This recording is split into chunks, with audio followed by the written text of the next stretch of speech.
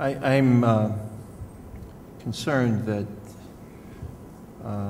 there seems to be a conflict between your statements and those of others who have PhDs next to their names.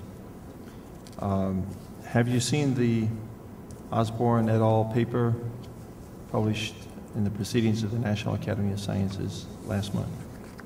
I'm not quite sure what that is. Well, I'll get a copy of it to you before you leave today. I have a copy here.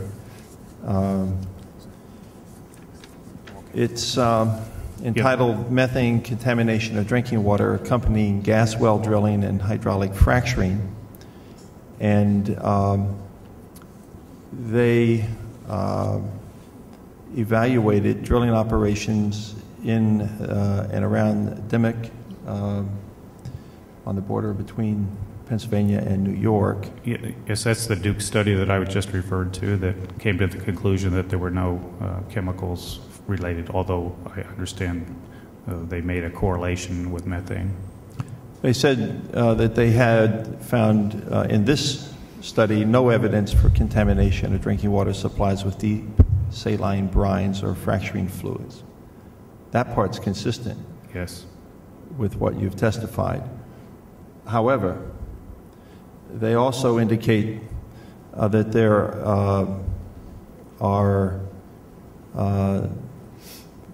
is a high correlation between thermogenically derived methane and drilling operations, and they've actually got several rather compelling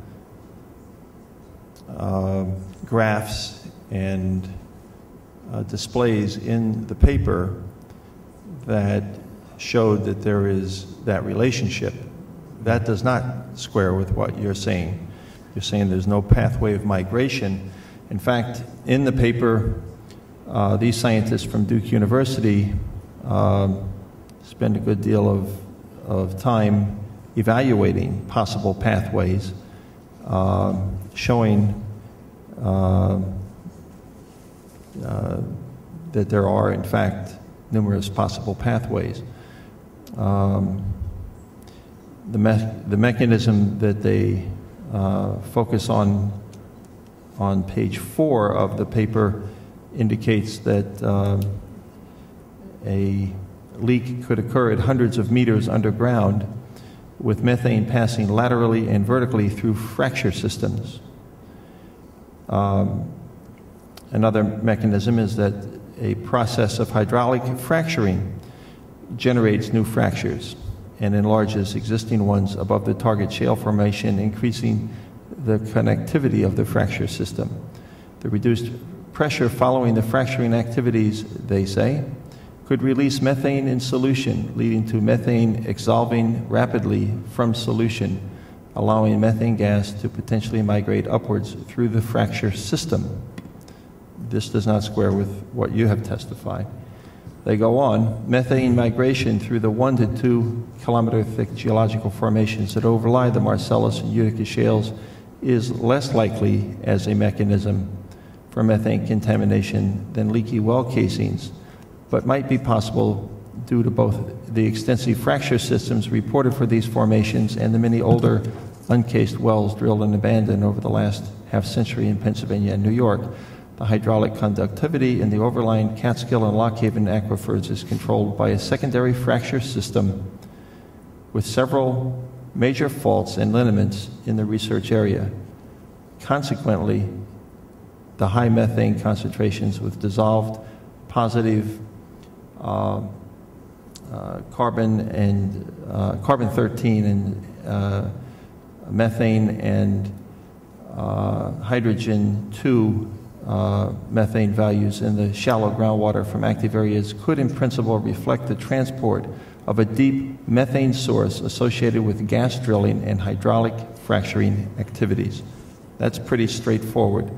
It doesn't seem to me that your statement that there is, quote, no pathway of migration is substantiated by recent data published by peer-reviewed data and inferences drawn from that data through our most prestigious scientific publication?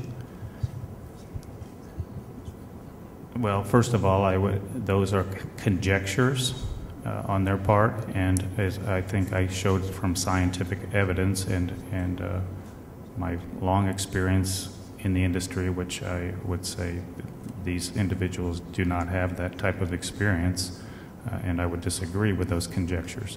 They do not have any evidence isotopically that methane is coming from the Marcellus.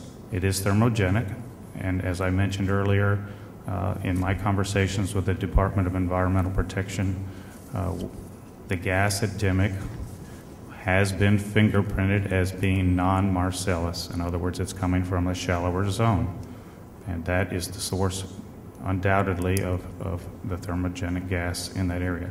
I also want to point out that no baseline testing was used in this study. We have a correlation, according to their study, of more methane in wells close to actual drilling operations. However, they have not established that there's a causation. And if there is a causation, as I mentioned, I believe it could be shown through further testing that it would be from very shallow methanes, not related to the deep Marcellus hydrofracture stimulations, which again, flow would only be directed back to the low pressure. Actually, the data shows that there is a thermal and chemical fingerprint from isotopes of carbon and hydrogen that are unique to the deep formations and to thermogenic origin. Again, reading from the paper, on page 3, they say, for instance, 12 dissolved gas samples at active drilling sites fell along a regional gas trajectory that increases with reservoir age and thermal maturity of organic matter, with samples from Susquehanna County, Pennsylvania, specifically matching natural gas geochemistry from local gas wells. And then they plot them on diagrams, and they show quite clearly that there is, in fact, a correlation between deep gas, and they've been able to, as I've indicated here, separate deep methane from shallow methane. Within this context, there seems to be a difference of opinion. You dispute what this publication from 4 scientists at Duke say. You say they are not as experienced as you. You know, I'll let others argue about that, but let me just ask the question. Do you think that there is a controversy here? I will have to study the paper further, and I'd be glad to get back with you on, get my expert opinion on that.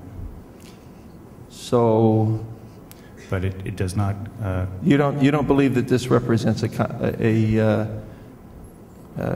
contest of ideas?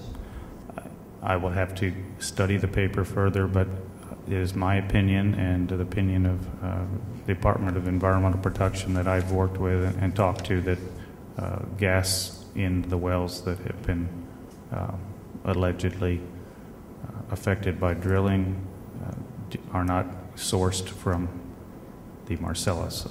They are thermogenic, though, and they are also from the Devonian shales, but from the Marcellus specifically, no. Actually, that sounds like a contest of ideas. Within that sense, do you believe that it's appropriate for the industry that you represent to help underwrite a resolution of this and related controversies? I'm always in favor of further scientific study, and also in conjunction with what you're saying, though, I think you want to point out that if it was gas coming from the Marcellus, wouldn't we expect to see the chemicals and brines also showing up in those wells, and we do not. So that seems to me to be pretty... No, there's a difference in permeability between gas and water, something that your paper points out. That's true, but gas, if water is available to flow, if you had connection from the deep brines of the Marcellus and you had that gas pathway, some of that water would be accompanying the gas. It's to some degree. That sounds like conjecture. Not that conjecture is a bad thing, but it doesn't sound as if you have absolute knowledge of how to explain what is measurable and what has been measured and reported on in a peer-reviewed scientific paper.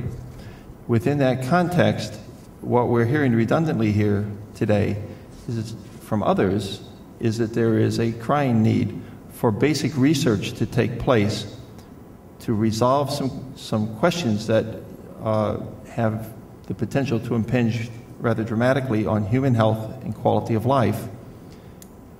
And I again ask, do you not believe that your industry, before getting permits to go and drill, should help us as policymakers and to a larger extent the people of this great state and nation to help resolve these open questions which seem to be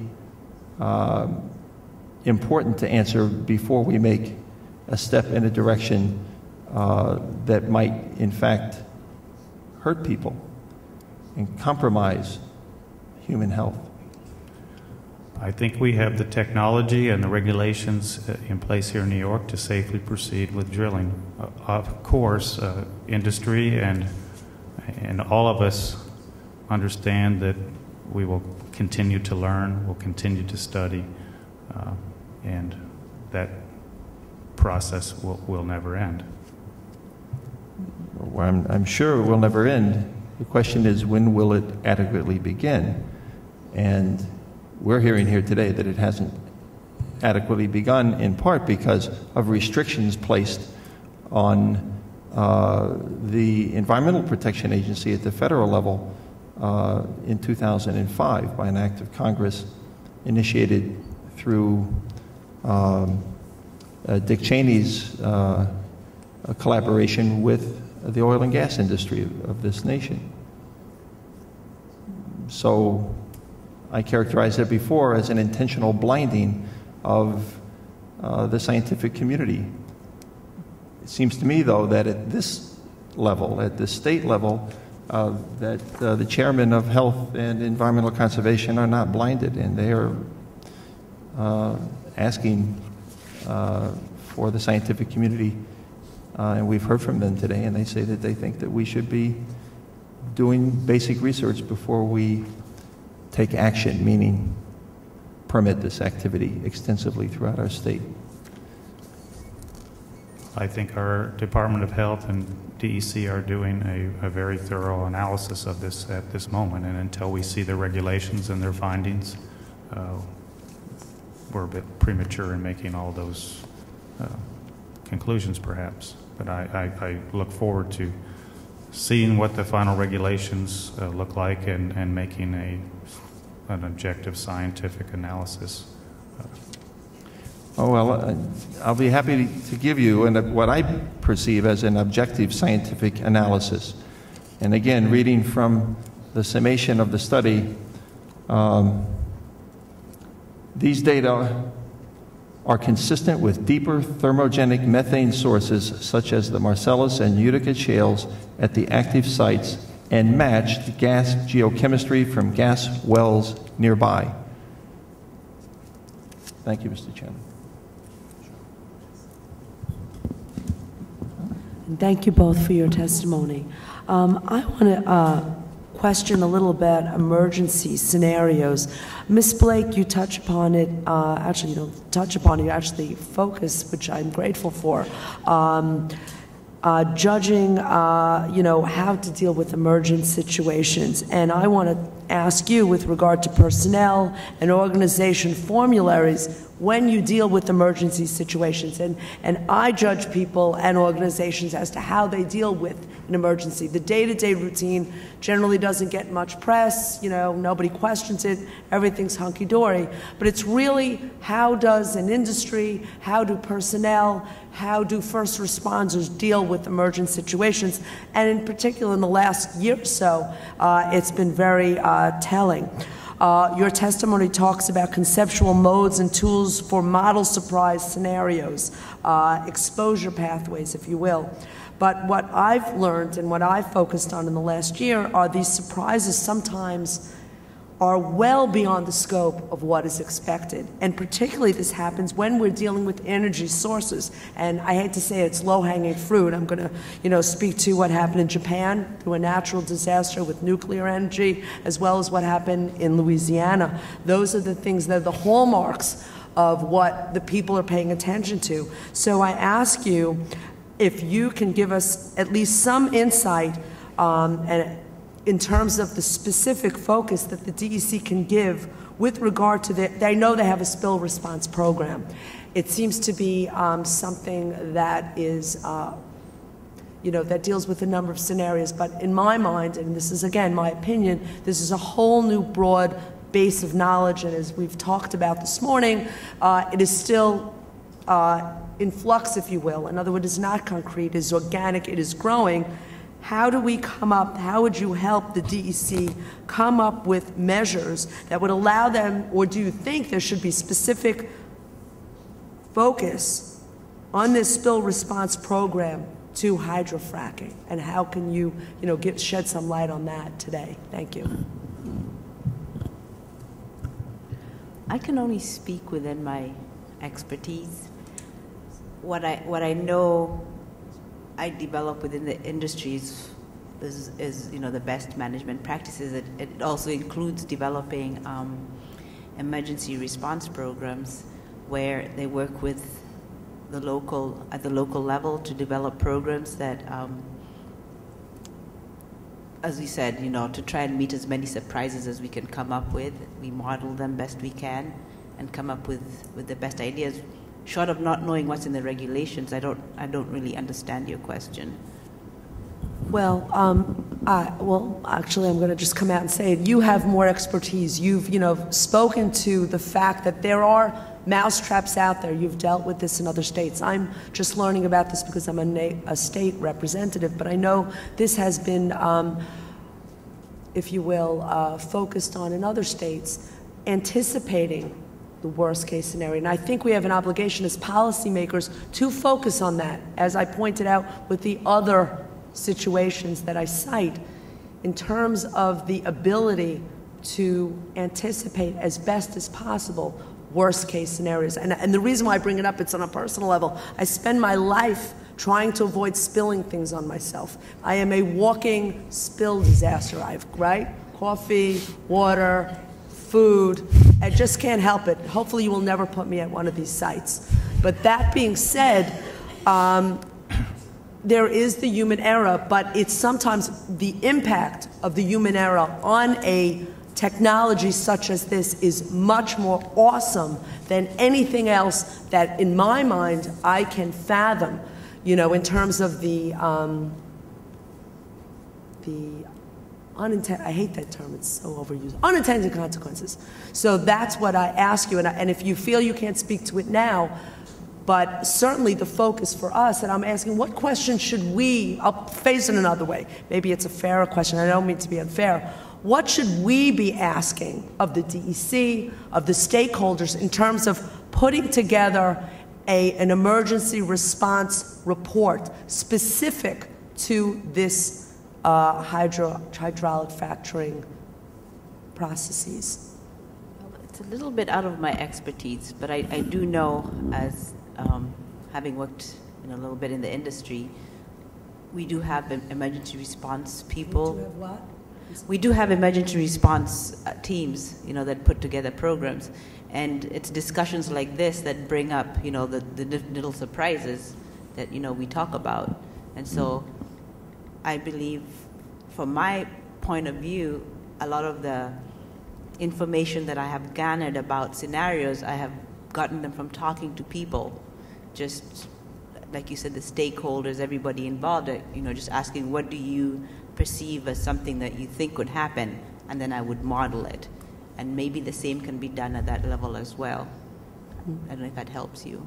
Well, it does. Well, maybe what I would ask the chairman is can you make available, Mr. Chairman, of any information that you have gathered, perhaps even from the DEC, in terms of emergency response that is not even necessarily based statewide, because forgive me, but I am not as privy to that. So that's a concern of mine. Thank you very much.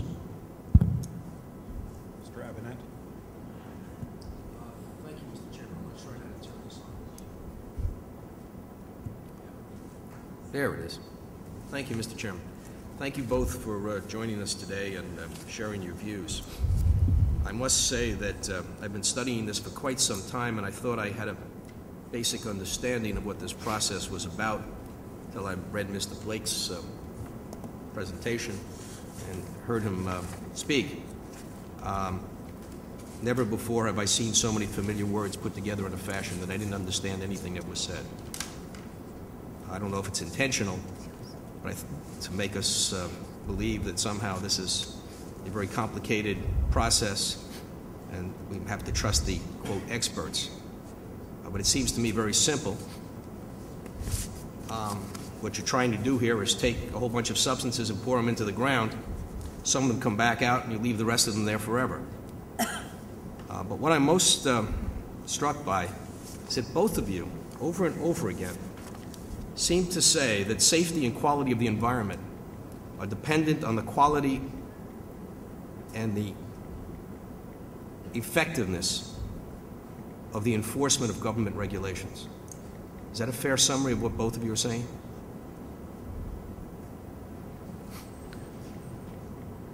I don't know if that's exactly how we said it, but certainly there is a place for regulation and to make the rules and to make sure that they're implemented. Well, as I go through your reports here, for example, let me deal with I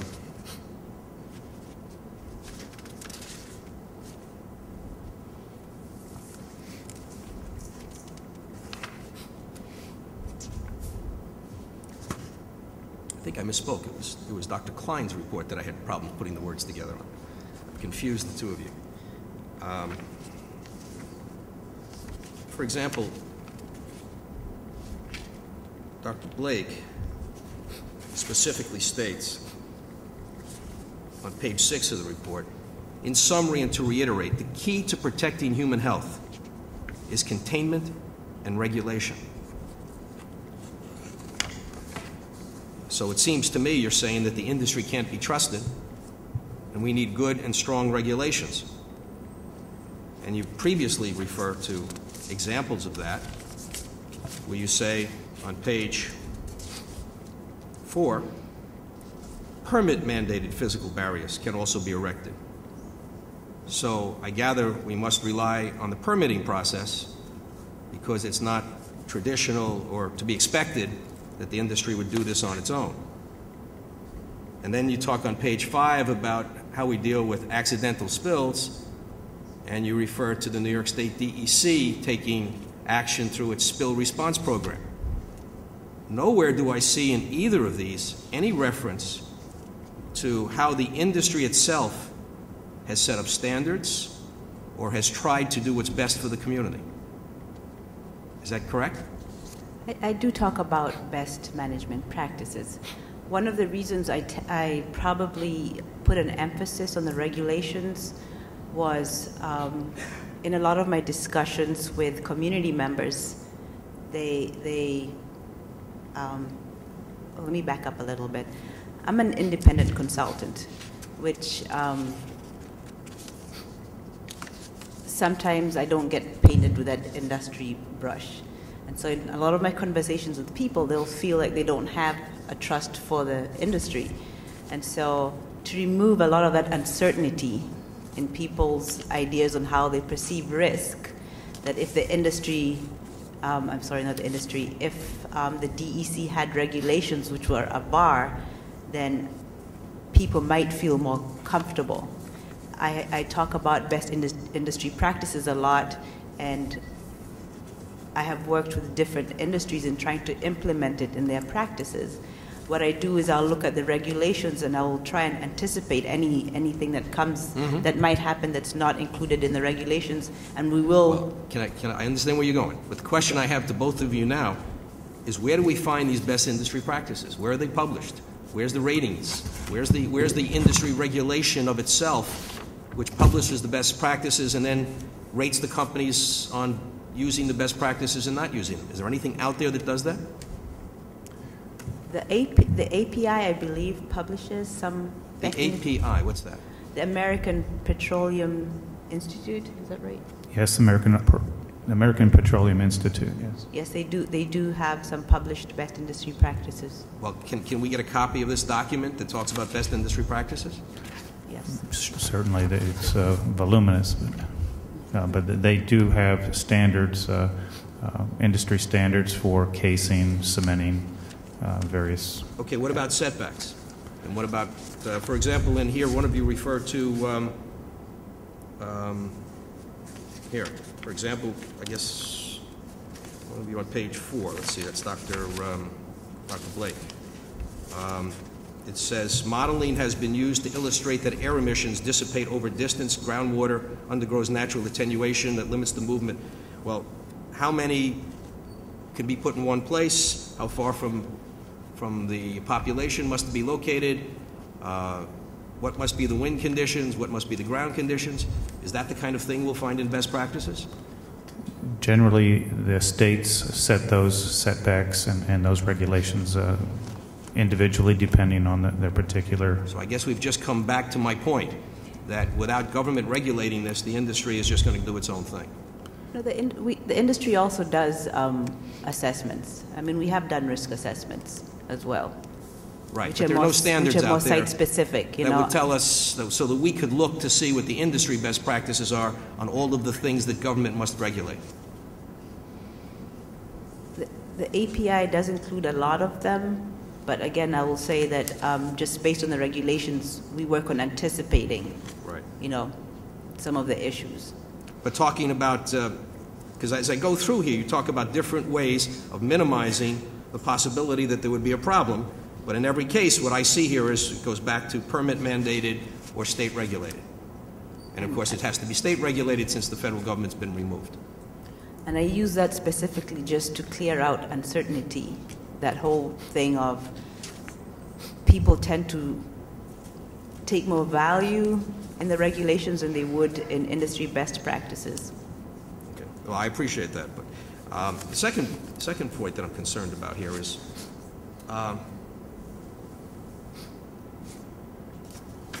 talk about from the health point of view and from the environmental point of view. What's left after you've closed the well? Does the company just leave? Is there any attempt to restore the environment to its natural condition? Yes, after the well is plugged, during the actual building of the initial location, the topsoil is taken off and stockpiled, set aside for later reclamation. Once the well is plugged and the wellhead is removed, the site is reclaimed using the original topsoil and reseeded and allowed to come back to its natural state. But the well is still there, correct? The concrete is still in the ground? And well, 70% of the water is still in the ground? The well has been plugged, yeah. But the concrete is still there? The concrete and casing are still in place, yes. And the 70% of the water that was pumped in with all of the chemicals in it is still in the ground? It's there for geologic time, yes. And do we have any studies or studies showing for how long that will stay where you placed it without migrating? We believe it will stay there forever.